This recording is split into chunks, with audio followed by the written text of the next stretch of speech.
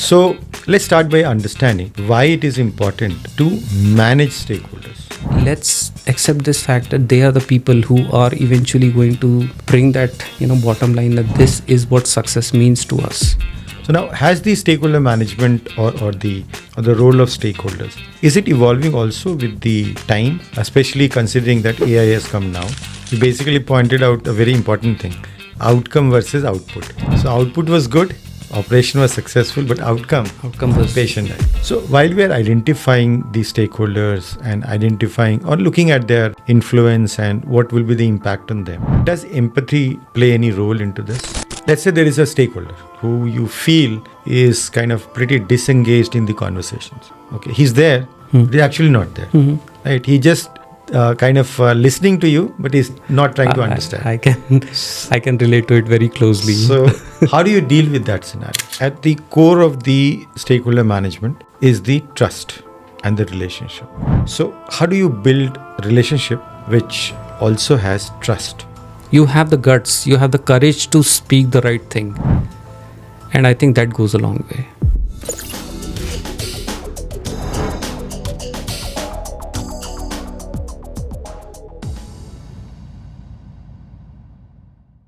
Good morning, good evening. Welcome to a brand new episode of Future Forward, a podcast series by Techcanvass on artificial intelligence, business analysis, and data analytics. Every week, we invite a guest to talk about a subject at length. Today's topic is about managing stakeholders. We are going to have a comprehensive discussion on all aspects of managing stakeholders. So if you are into a role which is client-facing, whether you are a project manager, business analyst, or data analyst, or something similar, this is a must-watch episode for you. Today, we are going to talk about stakeholder analysis and management. We are going to talk about how to build relationship and trust, and also how to manage difficult stakeholder scenarios, and much more. To talk about all this, we have Harsh Jayara today. He's a seasoned professional with over 2 decades of experience in design, development, and maintenance of enterprise applications. He has led agile initiatives at enterprise level. Currently, he is working with Deutsche Bank. Welcome, Harsh. Welcome to Future Forward. Thank you, sir. It was great being here, part of this conversation. So, in the introduction, I talked about your career a bit, just a brief glimpse. So can you tell us more about your professional career and how did it start and when did it start? So I started my career as a developer back in 2004 with Satyam. And I was there for almost like 2.5 years, did a lot of development, coding, and I was working on currently it's an obsolete technology, but back then it was something which was flourishing at that time. After that, I moved to Pune. I joined a company which is kind of a captive center for a US based company. We were into healthcare staffing business and I worked there for straight 15 years. There, I actually had a lot of learning in terms of development, coding, design and principles and all those factors.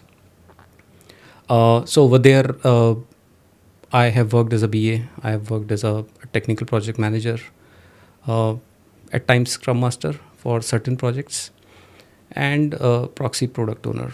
So right now I am with Deutsche Bank. I am working as a Scrum Master.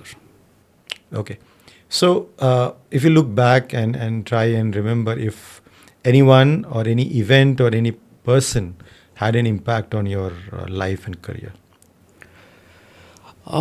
It was more on a personal level rather than something to do with my career as such. So back in, I think 2019 or 2020, I was, for a long time, I was thinking that I've never done a tough certification in my life because that was the way to move forward. I didn't want to go into project management. I knew that I have done a lot of work as a BA. So I thought that probably this is one thing that I want to look forward to. And that's when I started thinking about the CBAP certification. I thought about this certification for almost 1 year or so.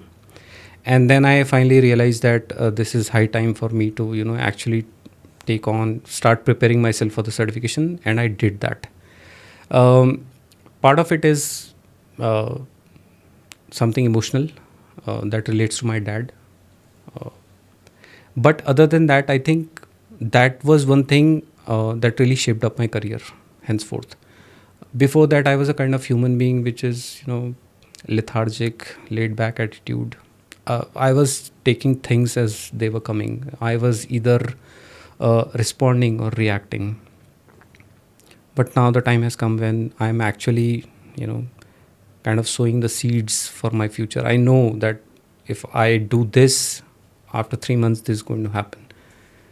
So that's the change that CBAP has brought in my case. So uh, it was a wonderful achievement for me personally. Absolutely. CWEP is really the gold standard for business analysis certification, no doubts about that. And it's a tough exam. That is also correct. It is tough. And so now coming back to the topic of this podcast, we are going to discuss about stakeholder management or managing stakeholders. So let's start by understanding why it is important to manage stakeholders. I mean, what is in it which is important and crucial for people to learn this skill? Okay, so I think first thing is to understand who is a stakeholder. Yeah, until unless you don't know who the stakeholder is, you won't get that idea of their motivation or what their interest level is, right? So first thing is to understand who are your stakeholders. So anybody who has got a vested interest in your project, in your initiative, anybody who has got some kind of relationship with the initiative that you are bringing in, any person who has got some kind of influence or some kind of impact on your project. They are the people who you will deem as your stakeholders. Now, when you talk of stakeholders, let's accept this fact that they are the people who are eventually going to bring that, bottom line, that this is what success means to us. We are in this business because we want to make money. Maybe that's one of the reasons. Yeah, there could be other reasons as well apart from money, but they define the success criteria for your projects, right? So if you know that, you can actually match up to their expectations, right? If you don't know this, you may be just, on a wild goose chase in that sense. Yeah. So it's quite imperative that you should know what the stakeholders' interest or their motivation is around the project. And that's why, it makes sense to understand why this stakeholder management is important. Correct. And so you actually nicely described the need why stakeholder management is so important. So now, has the stakeholder management or the need or the style of managing stakeholders or the role of stakeholders, is it evolving also with the time, especially considering that AI has come now? Or it is basically the principle and the core of managing stakeholders remain the same? Okay, so I will talk more on the lines of agile because that's what I deal with. I'm not too much into AI and all right now, so it'll be fair for me to talk about that in that context. So what I feel is, so I remember those days when I was working with Satyam or TCS. I saw that we had a very specific mindset, that traditional mindset of successfully executing a project. The thought was not whether your customers are happy or whether we are generating the value or not. The thought was that, hey, we have got a project manager, and are they able to successfully execute the project or not? That was the whole mindset. What Agile has done is, and I remember if I quoted correctly, it's one of the core values of Agile principles, right? Customer collaboration over negotiation, right? So I think when we have brought our customers close to us, when we are garnering that feedback from them with short feedback loops, that has changed the whole picture. The entire landscape is now changed. So now we are more customer centric rather than project centric. So long back, I was reading a book on Agile, and there was a very good example. Uh, it says that the operation was successful, but the patient died. I know it sounds a little morbid, but that's how it is. Yeah. So in today's world, it's all about, are you getting the right value for your customers or not? And that has only come because we are now collaborating all the more with our stakeholders. So Correct. You basically pointed out a very important thing: outcome versus output. So output was good, operation was successful, but outcome was, patient died. yep. Okay. Yeah, that's very, very important point which you have just now made. So now that raised my also interest into understanding more about stakeholder management. So let's go back and start talking about, where does it start? What is the first thing which we do while we are doing the stakeholder management as a whole process? Okay, so I'm sensing that maybe you might be working on a maintenance project. I'm being very, very specific here. You could be working on a maintenance project, or maybe it's a new startup or something like that, right? But when it comes to identification of stakeholders, you need to understand what is their interest level in your initiative, what kind of stakeholder it is. Is it something to do with regulations, external stakeholders? Is it government? There are plenty of examples when I say of regulations. Yeah. Is it internal stakeholder or is it external stakeholder? That's something that you need to draw out a line on. You need to identify how are they going to contribute in this project of yours. Are they silent? Are they very vocal about their requirements or their needs? So you start with that. Additionally, what you're going to do is, if you have worked in similar kind of initiatives earlier also, then you're going to look back and see in retrospect that we have worked with these kind of stakeholders earlier also. So yeah, now you have a clear understanding of these are the possible stakeholders that we have. And that's where you build on creating your stakeholder communication plan or stakeholder collaboration plan. And that's how it typically goes. So basically what we are saying is, the first step is to identify stakeholder, then analyze them, and then you create the communication plan, and then you execute the... Absolutely. Yeah. Absolutely. And I think on top of this, see, it's a continuous process. You cannot concretely say that my set of stakeholders are going to be the same all throughout my project. No. Their roles, their interest level is going to change over a period of time. Especially in today's world, when we see that the world is agile, right? Their interest level changes over a period of time. Yeah. And that's what happens. So you have to continuously monitor that plan. You have to make sure that our stakeholders, we understand the needs of our stakeholders very well. That's something that you will have to do continuously all throughout the project. So a couple of follow-up questions on this. So how do you identify stakeholders? That is one question. And do we use any tools or techniques, something like that, to be able to capture that and put it for everybody's use? Yeah. So I think one thing is, honestly speaking, I haven't seen that document for a long time. The project charters we used to have long back. But I think that's a good start for identification of the stakeholders. You should start with the project charter, and it's clearly mentioned the relevant parties who are involved in this. Once you're through with that, maybe look at similar kind of initiatives that you have taken in the past, similar kind of projects. You might have missed some key stakeholders, some silent stakeholders that are there. Go through that. Look at your Confluence pages. I didn't want to talk about specifically about Confluence, but somewhere in your project repository from previous projects, there is plenty of information. You are working in, let's say, banking or finance, right? So in India, one of the governing bodies, RBI. Go to their website. Look at all those key stakeholders that you might have missed. Go to that. So there's already plenty of information available out there. Just go ahead and see if you find something relevant over there in case of a project. That's what you start talking to your stakeholders. Somebody might point out that, okay, he's also a stakeholder. Yeah. Sponsors, for example, your account manager, maybe. Yeah. Somebody higher up in your organization, talk to them. Yeah. Somebody has initiated the project. Go and talk to them, and then you will be able to find out who the actual parties are. Now, one key thing is, over a period of time, you will realize that you have certainly missed some of the stakeholders.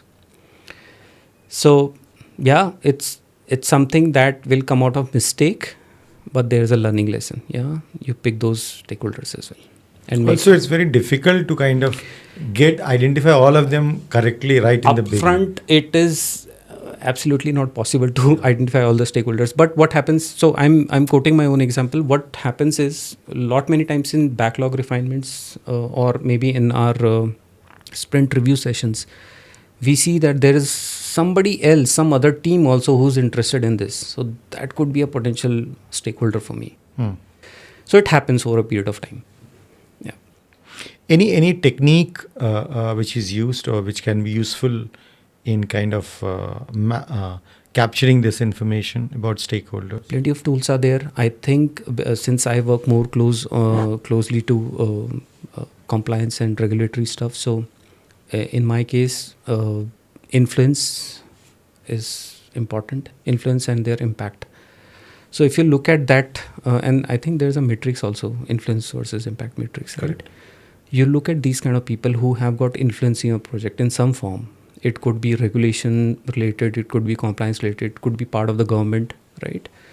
You look at those, and then you look at how they are going to impact, these stakeholders are going to impact your project. Yeah? Or what kind of impact does this project bring to your stakeholders? So if you know that relation very well, then you can easily categorize them into whether you want to keep them satisfied, engaged, do you want to monitor them, or you want to keep them informed, right? And then there goes then RECI matrix and those kind of things. Now, truly speaking, do people actually follow it religiously? I don't think so. I feel that even if you have a clear understanding of this in your head, even if it's not documented, I think it's still good. Yeah. So having that understanding that these are my key stakeholders, and if you're following that collaboration plan with your stakeholders like that, it makes sense. So you talked about influence and impact. So can you elaborate a little more on that? So anyone who has got some kind of influence, so I'm guessing that they are the people who are sitting at the top somewhere in the hierarchy, right? And so I'm quoting this from my own example. Most of the times, this is what I've seen, that those people who are influential, their tone in your conversations with them will be more of dictating, more of commanding or demanding, right? So you need to understand that. If somebody is kind of dictating something or commanding something, that means it's an influential stakeholder. On the other hand, if if the stakeholder is impactful, or they are people who are kind of inquisitive, maybe their conversation with you will lead towards probing questions from them, right? So they are the people who can actually make impact. So there's a very clear-cut line here, right? People who are demanding versus people who are inquisitive about your project.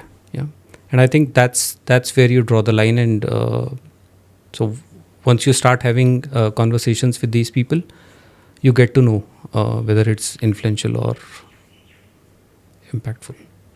Does it happen that let's say you make an influence and impact map in the beginning, and there is conditions where it can change during the project life cycle? It may happen, yes. It has. So, like I said, I don't know how many people actually create that map, but in our hearts, in our minds, we have that kind of a picture, right? That it's an important stakeholder, it's an impactful stakeholder.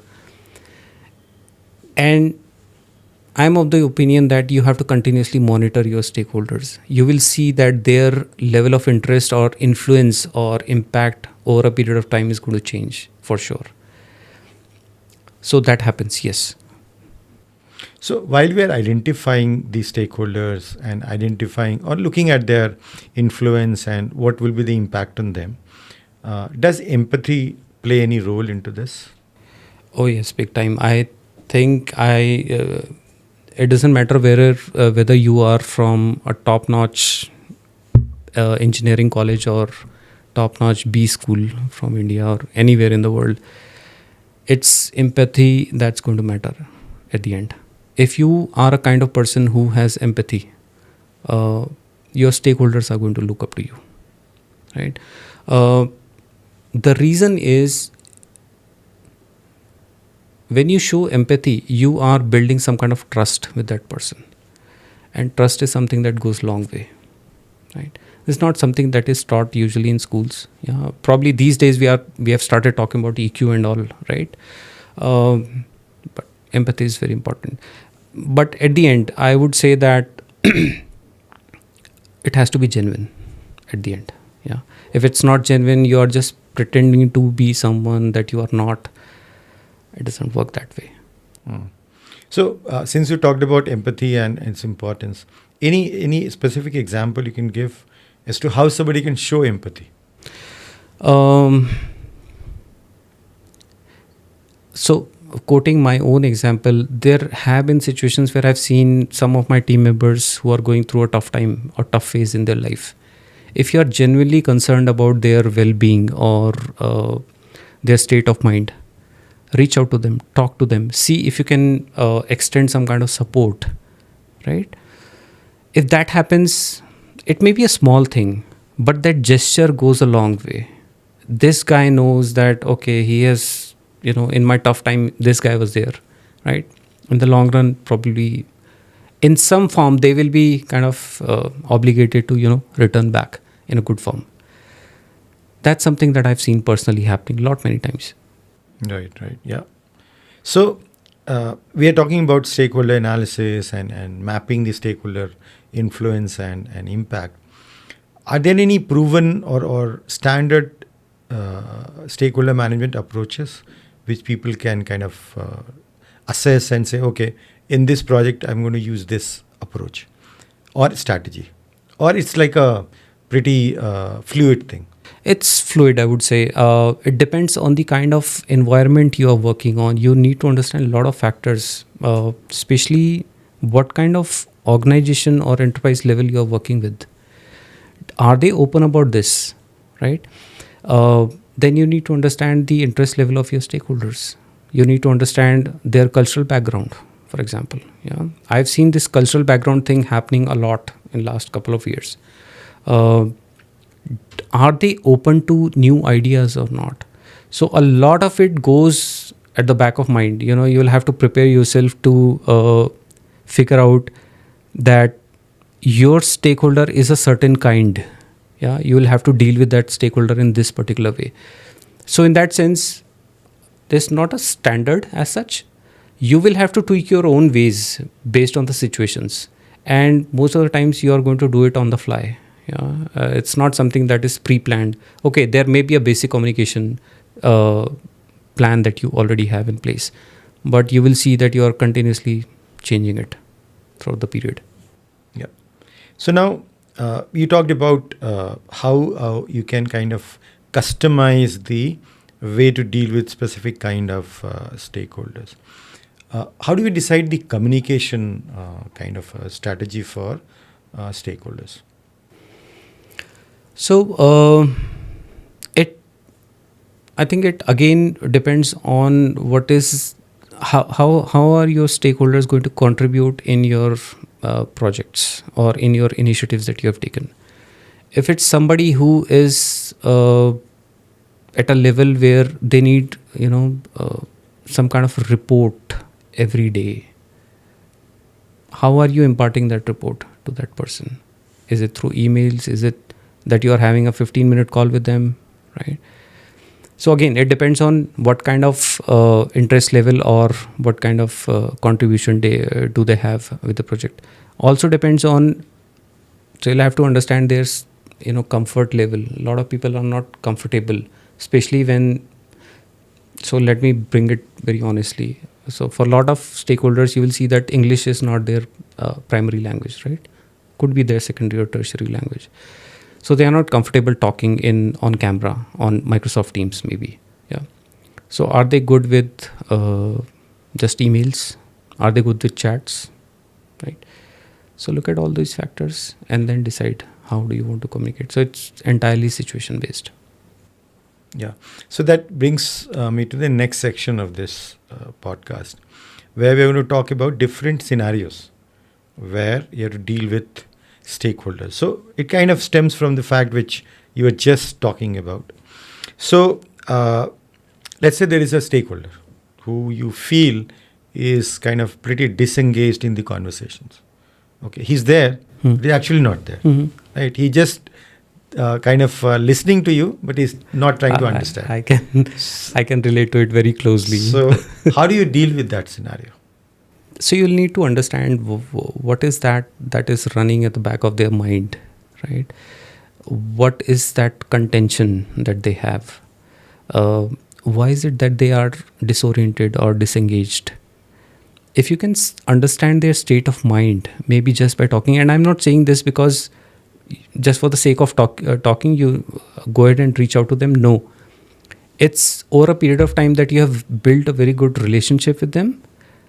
You feel comfortable to talk to them, and they in fact feel comfortable to give their responses. I don't know whether I should be quoting this on air or not, but I've been part of this. In that I have been in that bucket where I was kind of disoriented, very disengaged with how things were moving. We had this fear of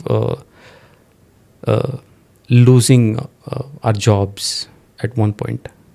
And we thought that the kind of domain knowledge my team had or I had, we could have gotten into maybe a new technology, but we had this fear of that, someday the company is going to kick us out. So at that time, we, all of us were kind of disengaged from. We were cribbing, we were criticizing how things were moving. Now, if you want to get rid of this, try to understand what is their concern. If you can work around that, great. If not, you have to go through that. So yeah, mental state could lead to this kind of a behavior for sure. Also, let's say there always a common scenario is that there are multiple stakeholders and they have conflict. The conflict could be just an ego trip, or it could be conflict of real value, meaning the way the requirements are being generated, or they don't agree with it, saying that this may not be useful. So there could be any reason for the conflict. But if that happens and you are the business analyst or somebody who is facing that client, what will you do in that scenario? Okay, so there's no, one shoe fit for all kind of a saying is there, right? It's not like that. You may try from your side, and there are a couple of good things that you can try from your side. You need to make sure that we all are commonly aligned with that organizational goal. And honestly speaking, I have been through that scenario where I've seen people who have got their own agendas, right? Now, to bring them back to this common thinking that this is the organizational goal and this is what we need to stick to, it's actually difficult. But from your side, you being a BA, I think this is what you can reiterate, that this is the value that we are going to get out of if we are successfully going to execute this project. Now, what happens in the background could be entirely different. In real life, yes, you will always find people who are against all the things all the time. Yeah. If you are coming across that situation, I would say your last resort should be to escalate it. But don't escalate it without trying. Try your best. Let them understand what the real value is. If it doesn't work, then it's time to just give up and go with the wind. So the another problem which could be there is that generally stakeholders in majority of the cases are kind of collaborative and they cooperate. but there could be 20-30%, that is my estimation, cases where stakeholders are going to resist the change. But how do you kind of anticipate, or are there any signs which stakeholders give? Yes. So right from the beginning, and since I've told you, right, I was in that bucket where I was continuously criticizing everything that was happening in the organization at that time. So yes, a human being is going to give you signs upfront that they are not interested in the project. They have a different agenda, or a different thought process. That is going to happen for sure. I mean, I don't think of a scenario where somebody, out of the blue says that, okay, I'm not interested in this. It doesn't happen that way.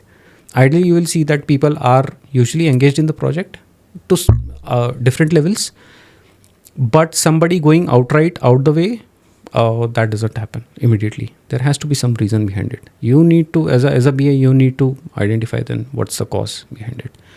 Could be that they have a fallout with the management. Could be that the appraisals were not good. This is a very common problem across these days. Could be that they are planning to move out, or they have already resigned. They are serving notice period.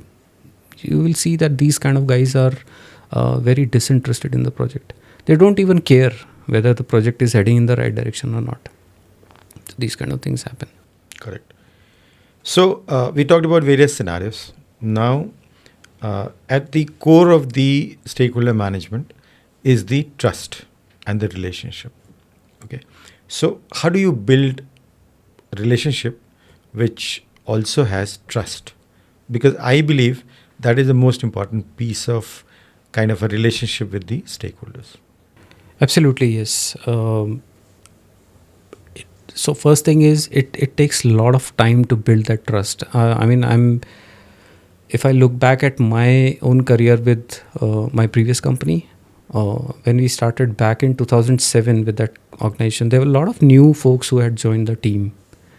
And we had this bunch of people back in US who were kind of our on-site folks, even though we were working on the same thing. We realized that in the first 4 to 5 years, the kind of response that we were expecting, we were not getting that. Probably because these guys didn't have faith in us.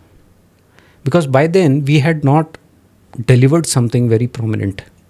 Yeah. So it's going to take some time for you to build a relationship with your stakeholders. Now, empathy is one part of it. You empathize with people. You stand with them in their thick and thin. Yeah. When they are going through a tough time, probably professionally or be it on a personal front, if you stand with them, if you support them, if you understand their contributions towards the bigger goal, if you appreciate them off and on, I think that's what builds the chemistry overall. And it takes time. And once it's there, that faith is, you will see that faith has established. Yeah. Right. So basically what you're saying is, if you show empathy towards your stakeholders, it kind of leads to building trust over a period of time. But let's look at it from the other side. As it happened with you that you had a good relationship, you have built that, and then the stakeholder helped you actually in time when you had a major roadblock in the project. Yeah, there have been instances where we have seen roadblocks in the project. I mean, I'm not going to quote it for obvious reasons, but yes, it happens. But because we have already established a good relationship with these stakeholders, they have faith in us. They know that these guys are going to do it on time, or maybe within schedule or budget, or whatever the reason may be. We have kind of gained an upper hand in that kind of situation. Yes, that has happened. So does transparency play any role in building a stakeholder relationship or managing stakeholders? Oh yes, I think if you're true with someone, irrespective of how you're, so I'll quote a typical IT example. We go through sprints, we go through motions, and then we see that the sprint is not heading in the right direction. And then we have this feeling that, oh my God, if I speak clearly about this with my stakeholder, how are they going to feel about it? And that's why we just go around the bushes and say that, okay, things are fine, even though your project is actually heading in the wrong direction. Can you be true to them? Can you just say that, okay, things are not going well with the project? Can I be transparent about that? If yes, that builds a trust, because the other person then sees, it's a human nature, right? See, despite of the fact that your project is not going good, you have the guts, you have the courage to speak the right thing. And I think that goes a long way. And that's the budding stage where you start building the trust with your stakeholders. Yes. So, the first instance which you quoted, where even the project is heading in the wrong direction, but you are not telling the truth. It could be people kind of misunderstand this as being diplomatic, right? So, sometimes people want to become diplomatic because it is not unpleasant, but being assertive or being transparent is opposite to it, because it could be painful in the beginning. Okay, so how do you kind of have a balance between being diplomatic versus being assertive and true? This is actually tricky. So I've been in situations where I knew that the right way for me to go ahead is to be diplomatic. But I've been very stern in whatever I wanted to say. I just blurted it out in front of the people. Was that a right way of doing it? I don't know. But somewhere deep down inside me, I always had this dilemma whether should you, as a human being or as a professional rather, should you be a diplomat or an assertive kind of personality? Now, after all these 20 years of experience, what I've realized is you have to wear both the hats. Which one to play, which one to wear depends on the situation and depends on your audience as well. Yeah. So maybe off the track a little bit, but let me put this disclaimer outright that I don't have any political allegiance with any political party, but I've seen our Minister of External Affairs, Dr. Jaishankar, right? Recently, he made a comment that we don't want preachers, we want partners. So beautiful comment. He's so assertive about that. That is what is, where assertion comes into play, because you are representing your country at a bigger level now, right? Every time if you say that, you're just being diplomatic, haan mein haan milana and all those, it doesn't work. So you have to decide which stand do you want to take. But obviously, striking a balance is very important. Okay, now some specific examples from your professional career. Have you faced any stakeholder challenge or challenge related to stakeholders? If yes, what did you do, and how did you come out of it? So when I joined this organization, my previous organization where I worked for 15 years, right in the beginning, we were in the forming stage. Yeah, a lot of new folks were coming in. We were forming a team in India. We were a captive center, and our original company was back in US. So, like I told you, right, first 4 or 5 years, we were just struggling. We were trying our best to give the right deliveries, quality deliveries, but seems like that was not enough. And then gradually we started taking more work as in more complex work. And we started portraying that, yeah, you have a team of good coders back in Pune, and you can have trust on us. And that's where we started delivering, and it took us a lot of time. Finally, what happened in 2011 or 2012, around that time, was that our on-site folks were very much confident that, okay, it's a complex project, give it to Pune. These guys are going to crack it. it takes time. You need to understand that even they are answerable to someone in the management. Yeah. What best can I do to keep my stakeholders at ease? And that's what we did all throughout that. Might have been painful at times, might have been frustrating, but I think the outcome of that was good. So we have had a long, good relation for almost like 15 years after that. Yeah, that's a good example actually. So you also had a lot of patience and you kept at it, didn't give up. Yes. So internally within team, we used to discuss the frustration, but never let it happen that it's going to affect our work or the team dynamics. So yeah, you have to be very cautious about these facts. Yeah, that somebody else who is not in your environment right now, they may be looking at you and they may be making some kind of judgment about you, right? So be wary of that.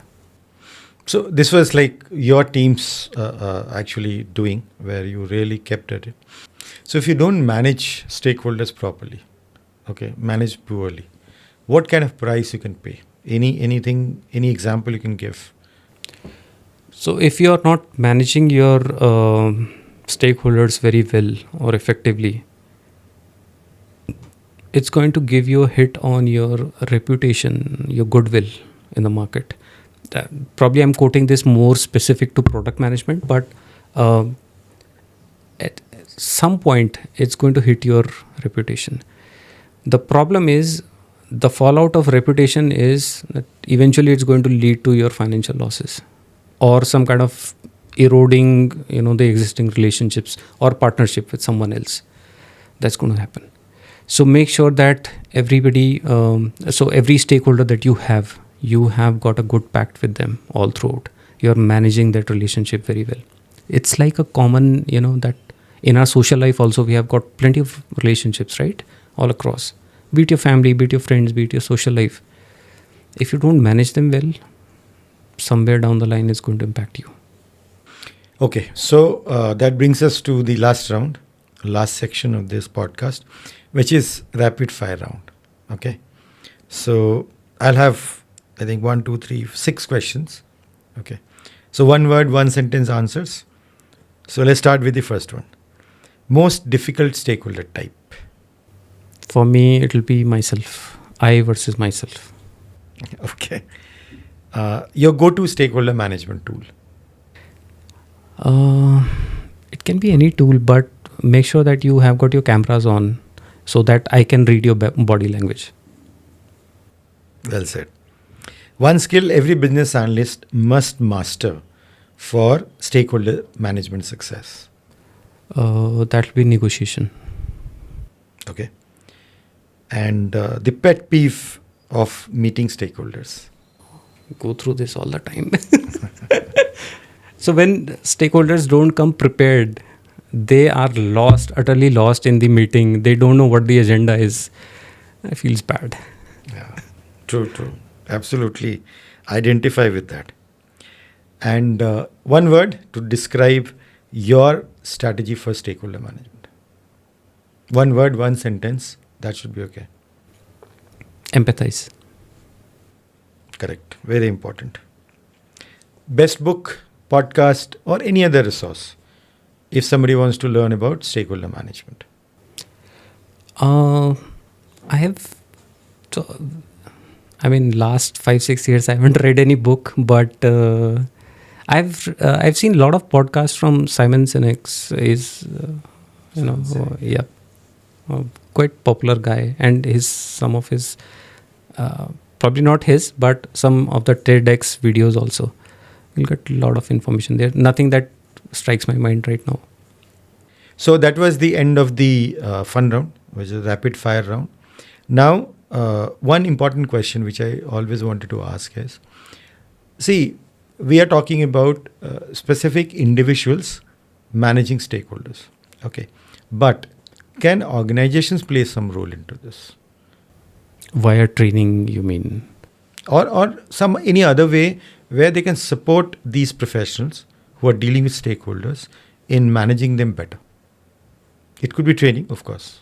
Yes. So I think a lot of management trainings. I think these days they have these kind of management trainings. I would particularly focus on building EQ of your employees, not focusing entirely on IQ, but emotional quotient also. That's very important these days. Make sure that you have this sense of where failures are taken as a stepping stone, not as a punishment. Have that kind of atmosphere. So even if your employees are doing wrong, they are learning something from it. If you can inculcate that kind of feeling environment in your employees, they are going to learn a lot. Yeah, have faith in them. In return, they will have trust in you. Okay. So, final word of advice for anyone who is into client-facing role on how to manage stakeholders better. I'll keep it very short.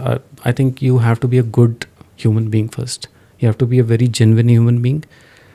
Try to put yourself in their shoes and then look at the whole situation. Everything will become clear to you, right? So behave in the way you want the same kind of behavior back with you, right? So be that. Once you are clear with that, I think then you are automatically in that frame of mind that I'm going to behave like this.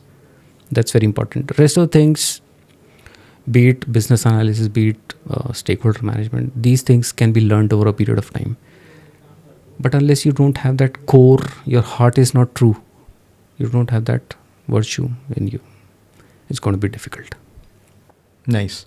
So, if let's say somebody wants to know more about it and want to reach out, how can people reach out to you? They can connect with me on LinkedIn. I am sure there is only one with my name. My surname is very unique, and that combination itself becomes unique. Then, okay. Good thing is that whenever I have to log in somewhere, I just use my first name and last name, and that's it. I get clear entry. Right. So thanks, Harsh. This was really insightful discussion on managing stakeholders. So thanks a lot for your time. So everyone who is watching today's episode, there are several things which are important from managing stakeholder perspective, right? We talked about a great deal about stakeholder analysis, the different aspects of it, and how to handle different scenarios of stakeholder management. So stay tuned in. We are going to keep on bringing new podcasts every week. Thanks for watching, and let's see you in the next episode.